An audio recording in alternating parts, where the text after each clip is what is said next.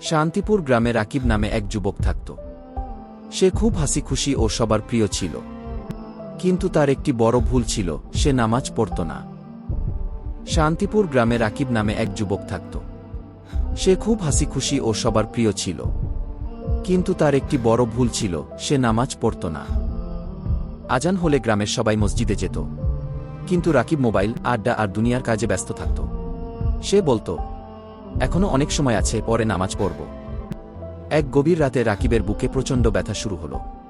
সে মাটিতে পড়ে গেল। পরিবারের সবাই ছুটে এল। কিন্তু কিছুক্ষণ পরেই তার মৃত্যু হল। পরদিন মানুষজন কান্না করতে করতে তাকে কবর দিল। রাত নেমে এলো। চারদিকে অন্ধকার ও নীরবতা। হঠাৎ কবরের ভেতর ভয়ঙ্কর শব্দ শুরু হল। দুই ফেরেশতা এসে প্রশ্ন করলেন, তোমার রব কে? তোমার দিন কি? তোমার নবী কে? রাকিব ভয় পেয়ে গেল। সে কোনো উত্তর দিতে পারল না। হঠাৎ কবর ভয়ঙ্করভাবে চাপ দিতে শুরু করল।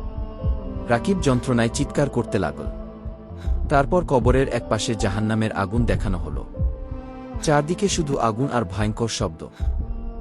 রাকিব কাঁদতে কাঁদতে বলল, হে আল্লাহ, আমাকে আবার দুনিয়ায় পাঠিয়ে দিন। আমি নামাজ পড়ব। কিন্তু তখন আর সুযোগ ছিল না। নামাজ মুসলমানের সবচেয়ে বড় দায়িত্ব। মৃত্যুর আগে আমাদের সবাইকে তওবা করতে হবে এবং 5 ওয়াক্ত নামাজ আদায় করতে হবে। কারণ মৃত্যু কখন আসবে কেউ জানে না।